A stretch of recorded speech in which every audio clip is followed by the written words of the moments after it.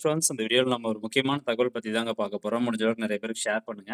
அதாவது ministry of petroleum and natural gas தரப்புல இருந்து இந்த எல்பிஜி சிலிண்டர் கேஸ் தட்டுப்பாடு இருக்கு இல்லைங்களா? ஸோ இதுக்கு என்ன அவங்க நடவடிக்கை எடுத்திருக்கிறாங்க.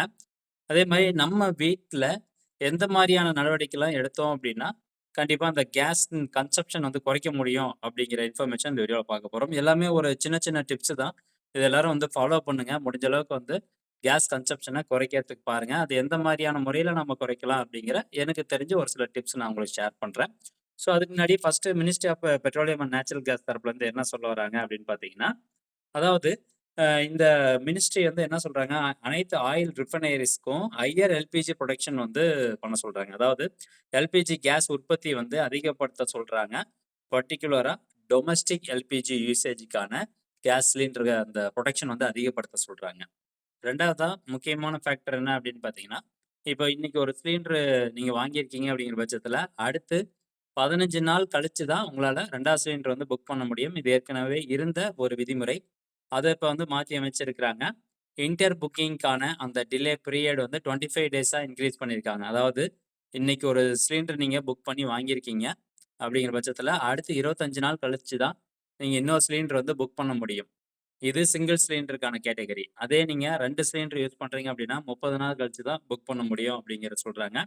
நான் டொமஸ்டிக் சப்ளைஸ பொறுத்தவரைக்கும், ஹாஸ்பிட்டல் அண்ட் எஜுகேஷனல் இன்ஸ்டிடியூஷன்ஸ்க்கு பிரிஃபரன்ஸ் வந்து கொடுக்க சொல்றாங்க. மத்தபடி இந்த ஹோட்டல்ஸ்க்குலாம் வந்து பிரிஃபரன்ஸ் அந்த அளவுக்கு குடுக்கல. அதாவது ஃபர்ஸ்ட் பிரிஃபரன்ஸா ஹாஸ்பிட்டல் அண்ட் எஜுகேஷனல் இன்ஸ்டிடியூஷன்ஸ் தான் வந்து கொடுக்க சொல்லியிருக்கிறாங்க.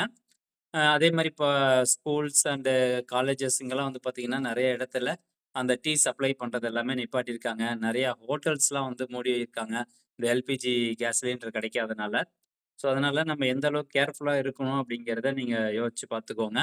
கண்டிப்பா நம்ம வீட்ல சிலிண்டர் இருக்கும். எல்லார் வீட்லயும் சிலிண்டர் இருக்கும். அதனால நம்ம கேஸ் வந்து மிச்சப்படுத்திக்கணும். முடிஞ்ச அளவுக்கு சிலிண்டர் யூசேஜ வந்து அவாய்ட் பண்ணணும். அது எந்தெந்த முறையெல்லாம் அவாய்ட் பண்ணலாம் அப்படிங்கிறத இப்ப நம்ம பார்க்கலாம். ஸோ, அதுக்கப்புறம் பார்த்தீங்கன்னா, இன்னைக்கு ஒரு 2 மணி நேரத்துக்கு முன்னாடி என்ன சொல்றாங்க அப்படின்னு பாருங்க. We have taken steps to ensure that 100% supply of CNG and PNG to domestic consumers. அதாவது வீட்டு உபயோகத்திற்கான அந்த எல்பிஜி கேஸ் புரொடக்ஷன் வந்து 100% நாங்க சப்ளை பண்றதுக்கு ஸ்டெப்ஸ் எடுத்திருக்கோம். அதர் தென் நான் டொமஸ்டிக் சப்ளைஸ் இருக்கு பார்த்தீங்களா? அதர் தென் அதர் இண்டஸ்ட்ரீஸ் பார்த்தீங்கன்னா, 70-80% வந்து அவங்க சப்ளை ரிசீவ் பண்ணிக்குவாங்க. அப்படிதான் வந்து சொல்லியிருக்காங்க. அப்படி பார்க்கும்போது முக்கியத்துவம் குடுக்கறது ஹாஸ்பிட்டல்ஸ், அதுக்கப்புறம் ஸ்கூல்ஸ், காலேஜஸ், எஜுகேஷனல் இன்ஸ்டிடியூஷன்ஸ் தான் வந்து ப்ரிஃபரன்ஸ் குடுக்குறாங்க. ஓகே. இப்போ எந்த மாரியான ஸ்டெப்ஸ்லாம் நம்ம எடுத்தா கேஸ மிச்சம் பண்ணலாம் அப்படின்னு பாருங்க. ஃபர்ஸ்ட் திங் நாம பண்ணக்கூடியது, உங்க வீட்ல இண்டக்ஷன் ஸ்டவ் இல்ல அப்படின்னா, உடனடியா நீங்க இண்டக்ஷன் ஸ்டவ் வாங்கி வச்சுக்கோங்க. இண்டக்ஷன் ஸ்டவ் முடிஞ்ச அளவுக்கு யூஸ் பண்ண பாருங்க. இப்போ நெறைய பேர் வந்து இன்னைக்கெல்லாம் பார்த்தீங்கன்னா, இண்டக்ஷன் ஸ்டவ் தான் அதிகமா சேல் ஆயிருக்கு அப்படின்னு சொல்றாங்க. ஸோ, அதனால உங்க வீட்ல இண்டக்ஷன் ஸ்டவ் இல்ல அப்படின்னா, உடனடியா இண்டக்ஷன் ஸ்டவ் வாங்கி வச்சு அத யூஸ் பண்ண பாருங்க.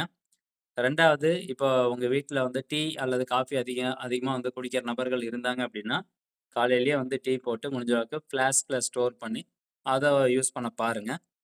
அதே மாரி 3 நேரமும் நம்ம சுட சுட சாப்பிடுறோம் அப்படிங்கிற பட்சத்தில, அத அவாய்ட் பண்ணிக்கணும்.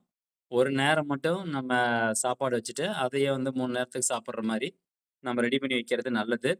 இதெல்லாம் வந்து எப்போ சால்வ் ஆகும் அப்படிங்கிறதெல்லாம் நம்மளுக்கு தெரியாது.